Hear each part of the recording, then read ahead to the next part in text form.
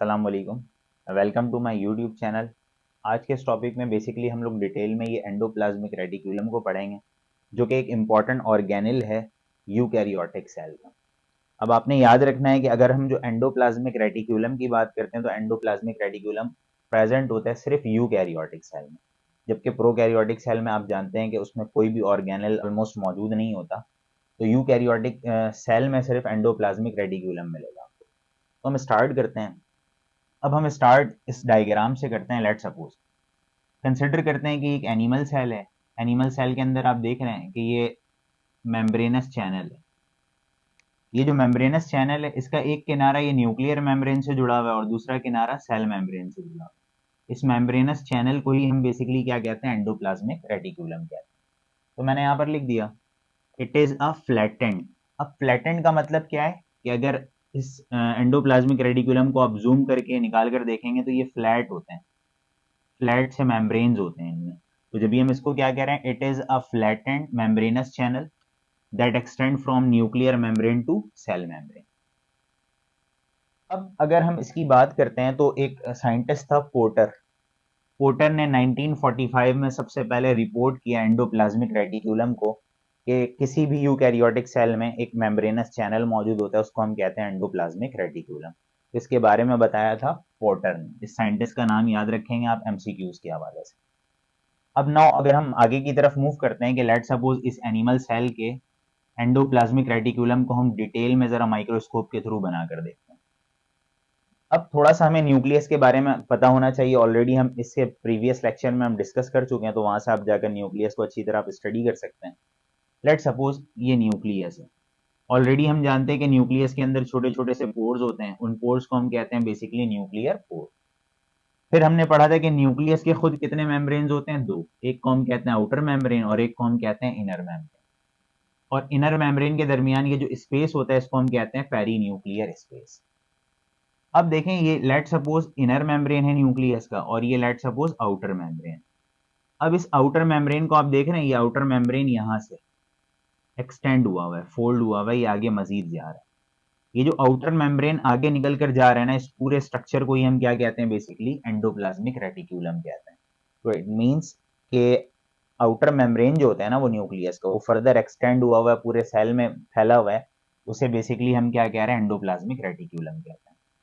अच्छा, अभी outer membrane और इनर मेम्ब्रेन के दरमियान के स्पेस को हम कहते हैं पेरीन्यूक्लियर स्पेस। अब यहाँ पर आप देख सकते हैं कि ये जो आउटर मेम्ब्रेन है फर्दर एक्सटेंड हो रहा है, यहाँ पर भी बीच में ब्लू से मैंने हाईलाइट किया हुआ है, ये भी स्पेस है। लेकिन अब इस स्पेस को हम क्या कहेंगे, एंडोप्लाज्मिक रेटिक्यूलर ल्यूमेन कहेंगे। अब हम इसे पेरीन्यूक्लियर स्पेस नहीं कहेंगे। तो इट मीन्स हमें यहाँ पर क्या पता लगा कि एंडोप्लाज्मिक रेटिक्यूलम के बीच बीच में स्पेस मौजूद होता है, उस स्पेस को हम एंडोप्लाज्मिक रेटिक्यूलम ल्यूमेन कहते हैं। फिर इस एंडोप्लाज्मिक रेटिक्यूलम को आप देखेंगे, जो एंडोप्लाज्मिक रेटिक्यूलम है फोल्ड हुआ, ये जो इसके फोल्ड्स हैं ना, किनारे हैं फोल्ड्स वाले, उसको हम कहते हैं सिस्टर्नी। सिस्ट का मतलब आप जानते हैं कि फोल्ड्स ही को हम कहते हैं। तो बेसिकली एंडोप्लाज्मिक रेटिक्यूलम में फोल्ड्स मौजूद होते हैं, इन फोल्ड्स को हम कहते हैं सिस्टर्नी, जैसे कि यहाँ पर भी आप देख सकते हैं। अब नौ अगर हम आगे की तरफ मूव करते हैं, ये आप देख सकते हैं कि एंडोप्लाज्मिक रेटिक्यूलम के ऊपर ये रेड सा स्ट्रक्चर मौजूद है। ये रेड रेड सा जो स्ट्रक्चर है ना, बेसिकली इसे हम कहते हैं राइबोसोम। तो मैं यहाँ पर लिख, ये है लेट सपोज राइबोसोम। तो इट मींस एंडोप्लाज्मिक रेटिक्यूलम के ऊपर राइबोसोम्स भी मौजूद होते हैं। जबकि यहाँ पर ये जो मैंने ग्रीन से हाईलाइट किया हुआ है, ये बेसिकली स्मूथ एंडोप्लाज्मिक रेटिक्यूलम है और ये बेसिकली रफ एंडोप्लाज्मिक रेटिक्यूलम है। अब क्यों है उसको हम आगे फर्दर देखते हैं। फिर आप देख रहे हैं कि एंडोप्लाज्मिक रेटिक्यूलम के आगे ये राउंडेड सी बॉडीज मौजूद है, इन राउंडेड सी बॉडीज को हम कहते हैं वेसिकल।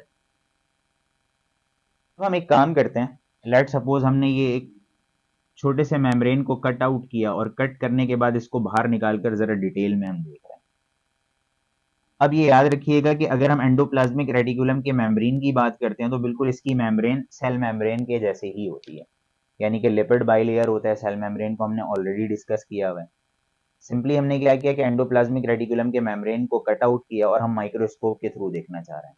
तो एंडोप्लाज्मिक रेटिकुलम के मेम्ब्रेन भी खुद लिपिड बाइलेयर होते हैं, बिल्कुल सेल मेम्ब्रेन की तरह होते हैं, और बीच बीच में प्रोटीन होता है। ये रेड वाला क्या है, प्रोटीन। अच्छा, अब क्या है कि एंडोप्लाज्मिक रेटिकुलम के मेम्ब्रेन में ये रेड वाली जो प्रोटीन है ना, इसको हम कहते हैं ट्रांसग्लूकॉन कहते हैं। क्यों कहते हैं उसको मैं आपको बता रहा हूँ। अब इस प्रोटीन के ही आगे ये ग्रीन कलर की प्रोटीन मौजूद है, इसको हम कहते हैं रिबोफोरिन। क्या कहते हैं? बेसिकली रिबोफोरिन। अच्छा, ये रिबोफोरिन प्रोटीन है, इसके नीचे ये ब्लू कलर से मैंने बनाया हुआ, ये जो ब्लू वाला है ना बेसिकली ये कार्बोहाइड्रेट है। ये बेसिकली कार्बोहाइड्रेट है, तो ये कार्बोहाइड्रेट और प्रोटीन को हम कलेक्टिवली क्या कहते हैं? ग्लाइकोप्रोटीन। ये जो रिबोफोरिन मैंने बनाया हुआ है ना, ये बेसिकली क्या है? ग्लाइकोप्रोटीन है, यानी कि कार्बोहाइड्रेट और प्रोटीन का बना हुआ होता है। बेसिकली ये जो कार्बोहाइड्रेट और ये जो प्रोटीन है, इसके थ्रू ये राइबोसोम्स अटैच हुआ हुआ होता है। ये आप देख सकते हैं, मैंने क्या किया, इसको जूम इन करके बनाया, तो ये राइबोसोम्स अटैच हुआ हुआ है मेम्ब्रेन से बाय द हेल्प ऑफ रिबोफोरिन। तो अपनी एमसीक्यूज के लिए याद रखना है कि एंडोप्लाज्मिक रेटिकुलम के ऊपर जो राइबोसोम्स अटैच हुआ हुआ होता है वो बाय द हेल्प ऑफ रिबोफोरिन हुआ हुआ होता है। रिबोफोरिन क्या है? खुद प्रोटीन और कार्बोहाइड्रेट का बना हुआ है, जो होल्ड करके रखा हुआ है किसको? राइबोसोम्स को। अब आप ऑलरेडी जानते हैं कि राइबोसोम्स किसकी सिंथेसिस करता है? प्रोटीन की। लेट सपोज ये प्रोटीन बना दिया इसने, राइबोसोम ने ये प्रोटीन बनाया। अब ये प्रोटीन क्या करता है? इस ट्रांसलुकॉन के थ्रू बाहर निकल जाता है, यानी कि स्पेस प्रोवाइड करता है, जगह देता है, रास्ता देता है। तो राइबोसोम जैसे ही प्रोटीन बनाता है तो ये ट्रांसलुकॉन के थ्रू बाहर की तरफ चला जाता है। तो ट्रांसलुकॉन एक ऐसी प्रोटीन है जिसका काम है राइबोसोम जो प्रोटीन बना रहा है उसको आगे फर्दर ट्रांसपोर्ट करना। आई थिंक ये आपको पूरा क्लियर स्ट्रक्चर समझ में आ गया होगा। नाउ अब हम आगे की तरफ मूव करते हैं। एंडोप्लाज्मिक रेटिकुलम के बेसिकली दो टाइप्स होते हैं, एक को हम कहते हैं रफ एंडोप्लाज्मिक रेटिकुलम और एक को हम कहते हैं स्मूथ एंडोप्लाज्मिक रेटिकुलम। जैसे कि यहाँ पर आप देख सकते हैं कि लेट सपोज ये एंडोप्लाज्मिक रेटिकुलम है, इसके ऊपर रेड सी बॉडी है, जैसे यहाँ पर रेड सी बॉडी है, राइबोसोम्स मौजूद है, तो इसको हम कहेंगे रफ एंडोप्लाज्मिक रेटिकुलम। अब ये भी एंडोप्लाज्मिक रेटिकुलम है, इसके ऊपर राइबोसोम्स नहीं है मौजूद, तो इसको हम क्या कहेंगे? स्मूथ एंडोप्लाज्मिक रेटिकुलम कहेंगे। आई थिंक यहाँ पर आपको क्लियर हो गया होगा। यहाँ पर मैंने नाम के साथ बनाया हुआ भी है कि लेट सपोज ये एंडोप्लाज्मिक रेटिकुलम है, इसके ऊपर राइबोसोम्स अगर मौजूद होगा तो वो कहलाएगा रफ। अब यहाँ पर भी देखें एंडोप्लाज्मिक रेटिकुलम मैंने बनाया हुआ है, इसके ऊपर राइबोसोम्स नहीं है, तो इसको हम क्या कहेंगे? स्मूथ एंडोप्लाज्मिक रेटिकुलम कहेंगे। अच्छा, सम टाइम ये जो रफ है ना, रफ वाले को हम ग्रेन्यूलेटेड भी कहते हैं। अपने ये याद रखना है कि इसे हम ग्रेन्यूलेटेड एंडोप्लाज्मिक रेटिकुलम भी कहते हैं और स्मूथ वाले को हम ए ग्रेन्यूलेटेड भी कहते हैं। तो मैंने यहाँ पर मेंशन कर दिया ए ग्रेन्यूलेटेड एंडोप्लाज्मिक रेटिकुलम। और रफ एंडोप्लाज्मिक रेटिकुलम को हम RER से एब्रीवेट करते हैं, जबकि स्मूथ एंडोप्लाज्मिक रेटिकुलम को हम एब्रीवेट करते हैं SER से। और ओवरऑल जो एंडोप्लाज्मिक रेटिकुलम है उसको हम एब्रीवेट करते हैं ER से। अब नाउ हम एक एक करके पढ़ते हैं। लेट सपोज ये रफ एंडोप्लाज्मिक रेटिकुलम को हम पहले पढ़ते हैं और इसके फंक्शन के बारे में हम पढ़ते हैं। Rough endoplasmic reticulum basically protein synthesis में हेल्प करता है। प्रोटीन सिंथेसिस में क्या कर रहा है? हेल्प कर रहा है। प्रोटीन बेसिकली बनाता राइबोसोम्स है, लेकिन उसको बनवाने में फर्दर आगे हेल्प कौन कर रहा है? Rough endoplasmic reticulum. कैसे कर रहा है वो हम देख लेते हैं। लेट सपोज ये न्यूक्लियस है, न्यूक्लियस के बाहर ये एंडोप्लाज्मिक रेटिकुलम है पूरा। एंडोप्लाज्मिक रेटिकुलम के बाहर क्या मौजूद है? राइबोसोम। अब लेट सपोज राइबोसोम ने प्रोटीन बनाया। अब ये प्रोटीन जैसे ही बनता है ना, तो जिस तरह मैंने बताया कि ये राइबोसोम प्रोटीन बनाता है, तो ये ट्रांसलुकॉन के थ्रू, ये रास्ते के थ्रू कहाँ पर आ जाते हैं? अंदर। तो अब लेट सपोज ये जो राइबोसोम है इसने बनाई प्रोटीन, ये प्रोटीन बन गई। अब ये प्रोटीन क्या होता है? एंडोप्लाज्मिक रेटिकुलम के अंदर जो स्पेस है ना, यहाँ पर आ जाता है। अब स्पेस के अंदर आने के बाद अब एंडोप्लाज्मिक रेटिकुलम क्या करता है? इसको जरा बैंड करता है, मॉडिफाई करता है।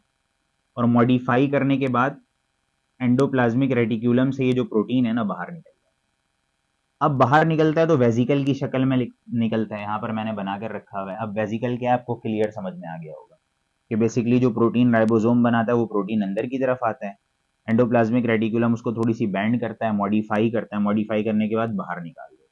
अब बाहर जो निकलता है वो वेजिकल की सूरत में निकलता है। अब वेजिकल के ऊपर आप देख रहे होंगे कि ये रेड रेड सी प्रोटीन है, प्रोटीन को हम कहते हैं, यानी कि जैसी प्रोटीन बाहर निकलता है वेजिकल की शक्ल में, इसके ऊपर एक रेड सी प्रोटीन की लेयर आ जाती है। उस प्रोटीन को हम कहते हैं कूप। कूप भी कहते हैं या कोटिंग प्रोटीन कहते हैं। बेसिकली ये प्रोटीन क्या करता है? इस वेजिकल को खींच कर लेकर जाता है किसके पास? गोल्जी बॉडी के पास। ये मैंने बनाकर रखा हुआ है गोल्जी बॉडी। अब ये गोल्जी बॉडी क्या करता है? इसके पास जो प्रोटीन आया उसको और थोड़ा सा मॉडिफाई करता है और बाहर निकाल देता है। अब ये जो प्रोटीन है बाहर निकल गया। अब ये जो प्रोटीन है ना, ये तीन काम कर सकता है। सबसे पहला, ये जो प्रोटीन है सेल मेम्ब्रेन के पास चला जाता है और सेल मेम्ब्रेन का हिस्सा जाकर बन जाता है। आप ऑलरेडी जानते हैं कि सेल मेम्ब्रेन के पास खुद प्रोटीन होता है, तो वो प्रोटीन बेसिकली आ रहा कहाँ से, ये चैनल के थ्रू आ रहा है। तो ये जो प्रोटीन है या तो सेल मेम्ब्रेन का हिस्सा बन जाता है, या तो प्रोटीन लाइसोसोम्स को बना देता है। लाइसोसोम जो कि आगे हम फर्दर लेक्चर में पढ़ेंगे, यानी कि जो गोल्जी बॉडी से अब जो प्रोटीन मॉडिफाई होकर निकल रही है वो लाइसोसोम की सिंथेसिस में हेल्प कर देती है, ये लाइसोसोम बन जाता है। या तीसरा काम क्या करता है, ये जो प्रोटीन है सिक्रेटरी वेसिकल्स के तौर पर, यानी कि सिक्रेट हो जाता है, सेल के बाहर चला जाता है। जैसे कि मिसाल के तौर पर नर्व सेल है, नर्व सेल एक प्रोटीन बनाता है, उसको हम कहते हैं न्यूरोट्रांसमीटर, जो कि सेल के बाहर चला जाता है, वो डिफरेंट फंक्शन परफॉर्म कर रहा होता है। तो बेसिकली ये जो प्रोटीन है सेल मेम्ब्रेन के पास चला जाएगा तो सेल मेम्ब्रेन का पार्ट बन जाएगा, या जो ये जो प्रोटीन है लाइसोसोम की सिंथेसिस में हेल्प करेगा, या जो ये प्रोटीन है सेल से बाहर जाकर डिफरेंट फंक्शन परफॉर्म करेगा। जैसे कि ये नर्व सेल है, नर्व सेल की एग्जांपल हम लेते हैं, तो नर्व सेल के अंदर एक प्रोटीन बनता है जिसको हम कहते हैं न्यूरोट्रांसमीटर, जो सेल से बाहर निकलकर नर्व की कंडक्शन में हेल्प कर रहा होता है बेसिकली। तो आई होप कि ये आपको पूरा समझ में आ गया होगा। तो इट मीन्स ओवरऑल हम देख रहे हैं कि रफ एंडोप्लाज्मिक रेटिकुलम प्रोटीन की सिंथेसिस में उसको मॉडिफाई करने में जरा हेल्प कर रहा है। अब हम आगे की तरफ आते हैं, स्मूथ एंडोप्लाज्मिक रेटिकुलम की तरफ। एंडोप्लाज्मिक रेटिकुलम जो है ना स्मूथ वाला, इसका जो मेन काम है ना वो लिपिड सिंथेसिस करना। लिपिड की सिंथेसिस में क्या कर रहा होता है, हेल्प कर रहा होता है। अब लेट सपोज यहाँ पर ये न्यूक्लियस है, अब न्यूक्लियस के साथ ये जो एंडोप्लाज्मिक रेटिकुलम मौजूद है इसको हम क्या कहेंगे, स्मूथ, क्योंकि इसके ऊपर राइबोसोम्स नहीं है। बेसिकली क्या होता है, बेसिकली होता है ये कि इसके पास आता है एसिटाइल को ए। एसिटाइल को एक केमिकल सब्सटेंस है जो इसके अंदर आता है और डिफरेंट एंजाइम्स की मदद से लिपिड बनाता है। अब लिपिड के तीन टाइप्स होते हैं, यानी कि तीन तरह के लिपिड्स बनाते हैं। यानी कि मैंने सिंपल क्या किया कि न्यूक्लियस है, न्यूक्लियस के बाहर ये स्मूथ एंडोप्लाज्मिक रेटिकुलम है। क्यों है स्मूथ एंडोप्लाज्मिक रेटिकुलम, क्योंकि इसके ऊपर राइबोसोम्स मौजूद नहीं है। अब स्मूथ एंडोप्लाज्मिक रेटिकुलम के पास एसिटाइल को एंजाइम ए आता है, अंदर जाता है, डिफरेंट एंजाइम्स की मदद से ये क्या बनाता है, लिपिड, फैटी एसिड बनाता है, जो कि फैटी एसिड बॉडी के अंदर स्टोर हो जाती है, जो कि एटीपी की प्रोडक्शन यानी कि एनर्जी की प्रोडक्शन में हेल्प करती है। या फॉस्फोलिपिड बन जाता है। फॉस्फोलिपिड आप जानते हैं कि सेल मेम्ब्रेन खुद फॉस्फोलिपिड का बना हुआ है। या तो क्या बना देता है, कोलेस्ट्रॉल। अब आप ऑलरेडी जानते हैं कि कोलेस्ट्रॉल हमारे बॉडी के अंदर एक बहुत ही इंपॉर्टेंट लिपिड है। जैसे कि ह्यूमन बॉडी के अंदर जितने भी सेक्स हार्मोन्स हैं वो क्या है, कोलेस्ट्रॉल है। तो इन सब की सिंथेसिस कौन करवा रहा है, स्मूथ एंडोप्लाज्मिक रेटिकुलम करवा रहा है। नाउ अब हम आगे की तरफ मूव करते हैं, इसके दूसरे डिफरेंट फंक्शंस की बात करते हैं। तो स्मूथ एंडोप्लाज्मिक रेटिकुलम कैल्शियम को स्टोर भी करता है और कैल्शियम को रिलीज भी करता है। अब आप ऑलरेडी जानते हैं कि मसल सेल के अंदर कैल्शियम मौजूद होता है। मसल के कॉन्ट्रैक्शन, यानी कि जैसे मिसाल के तौर पर मैं अपने हाथ को कॉन्ट्रैक्ट और रिलैक्स कर रहा हूँ, तो कॉन्ट्रैक्ट और रिलैक्स करने के लिए क्या चाहिए, एनर्जी। वो कौन प्रोवाइड करवा कर देता है, बेसिकली कैल्शियम। तो हमारे मसल सेल्स में बेसिकली कैल्शियम को स्टोर कौन करता है, स्मूथ एंडोप्लाज्मिक रेटिकुलम। दूसरा काम क्या है, ये डिटॉक्सीफाई करता है हार्मफुल इफेक्ट्स ऑफ ड्रग्स को। सम टाइम हम क्या करते हैं, ड्रग्स यूज कर लेते हैं या कोई गलती से पॉइजन जहर खा लेता है, तो स्मूथ एंडोप्लाज्मिक रेटिकुलम उसको क्या करता है, डिटॉक्सीफाई भी करता है। जैसे मिसाल के तौर पर कोई बंदा है गलती से पॉइजन खा लिया, जैसे ही पॉइजन खाता है तो उसके लीवर में चला जाता है, खाने के बाद ब्लड में एब्जॉर्ब होने के बाद। अब लीवर सेल्स के अंदर मौजूद होता है स्मूथ एंडोप्लाज्मिक रेटिकुलम। अब लीवर सेल के अंदर जो स्मूथ एंडोप्लाज्मिक रेटिकुलम है वो करता है क्या है, बेसिकली जो पॉइजन आपने खाया है उस पॉइजन के अंदर OH ग्रुप को ऐड करवाता है। स्मूथ एंडोप्लाज्मिक रेटिकुलम उस पॉइजन के अंदर OH ग्रुप को ऐड करवाता है, जिसकी वजह से वो पॉइजन वाटर सॉल्युबल हो जाता है और फिर वो हमारे यूरिन के थ्रू एक्सक्रीट आउट हो जाता है। तो ये थोड़ा सा फंक्शन था। आई थिंक ये पूरा ओवरऑल लेक्चर आपको समझ में आया होगा। एक मेन इंपॉर्टेंट फंक्शन ये भी है कि लेट सपोज अब सेल है, मैं इस सेल को प्रेस करना चाह रहा हूँ, तो बीच में क्या आ रहा है, एंडोप्लाज्मिक रेटिकुलम सेल को प्रेस होने नहीं देगा। तो it mean endoplasmic reticulum overall cell को क्या प्रोवाइड कर रहा है, सपोर्ट भी प्रोवाइड कर रहा है। तो अब ओवरऑल आप देख सकते हैं कि अगर हम एंडोप्लाज्मिक रेटिकुलम की बात करते हैं तो एंडोप्लाज्मिक रेटिकुलम के फंक्शन के हवाले से सबसे पहला फंक्शन क्या हो गया कि एंडोप्लाज्मिक रेटिकुलम सेल के अंदर फैला हुआ है, सेल को हम प्रेस करना चाहेंगे तो प्रेस नहीं होगा, तो इट मीन्स सेल को सपोर्ट, मैकेनिकल सपोर्ट प्रोवाइड कर रहा है। जबकि रफ एंडोप्लाज्मिक रेटिकुलम प्रोटीन के सिंथेसिस में हेल्प कर रहा है। कैसे हेल्प कर रहा है मैंने आपको बता दिया, फिर भी हम रिपीट कर लेते हैं कि लेट सपोज ये न्यूक्लियस है, न्यूक्लियस के बाहर ये जो एंडोप्लाज्मिक रेटिकुलम ये रफ है। रफ क्यों है, क्योंकि इसके ऊपर क्या है, राइबोसोम। अब ऑलरेडी हमने पढ़ा कि राइबोसोम एक प्रोटीन बनाता है। अब वो प्रोटीन जो है ना वो इस एंडोप्लाज्मिक रेटिकुलम के अंदर आ जाता है। एंडोप्लाज्मिक रेटिकुलम क्या करता है, उस प्रोटीन को बैंड करता है, मॉडिफाई करता है, मॉडिफाई करने के बाद वेजिकल की शक्ल में बाहर भेज देता है। अब इस वेजिकल के ऊपर ये रेड रेड सी प्रोटीन की कोटिंग आ जाती है, इसको हम कहते हैं कोक या कोटिंग प्रोटीन। ये प्रोटीन क्या करता है, इस वेजिकल को खींच कर लेकर जाता है गोल्जी बॉडी के पास। गोल्जी बॉडी उस प्रोटीन को थोड़ा सा और मॉडिफाई करता है, मॉडिफाई करने के बाद बाहर निकाल देता है। अब ये जो प्रोटीन है रेडी है अपने फंक्शन को परफॉर्म करने के लिए। अब ये प्रोटीन या तो सेल मेम्ब्रेन का हिस्सा बन जाता है, या तो इस प्रोटीन से लाइसोसोम की सिंथेसिस हो जाती है, या तो ये प्रोटीन सेक्रेटरी वेजिकल बन जाता है, यानी कि सेल से बाहर निकल जाता है और दूसरे फंक्शन परफॉर्म कर रहा होता है। जैसे कि नर्व सेल एक प्रोटीन बनाता है जिसको हम कहते हैं न्यूरोट्रांसमीटर, जो कि नर्व इम्पल्स के कंडक्शन में हेल्प करता है एक सेल से दूसरे सेल में। फिर हमने क्या पढ़ा कि अगर हम स्मूथ एंडोप्लाज्मिक रेटिकुलम की बात करते हैं तो उसका एक मेन काम है लिपिड की सिंथेसिस करना। इसके अलावा ये कैल्शियम को स्टोर और रिलीज करता है, और स्मूथ एंडोप्लाज्मिक रेटिकुलम कैल्शियम को स्टोर करता है, वो मसल सेल्स में करता है, क्योंकि मसल को कॉन्ट्रैक्ट और रिलैक्स करने के लिए क्या चाहिए होता है, बेसिकली एनर्जी।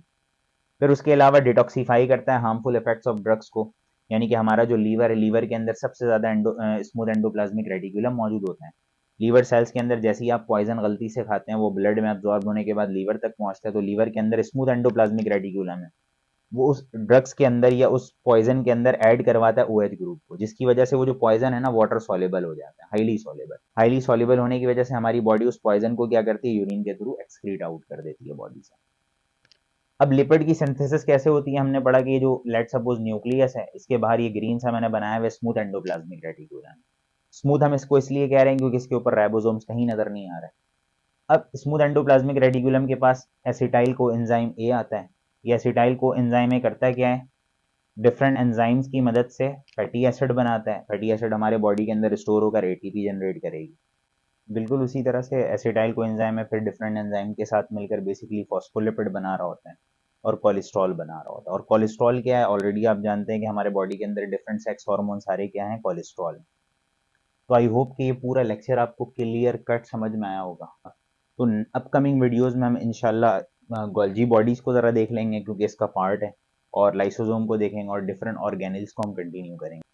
तो अपना बड़ा ख्याल रखिएगा। नेक्स्ट लेक्चर तक के लिए इजाज़त दें। अल्लाह हाफ़िज़।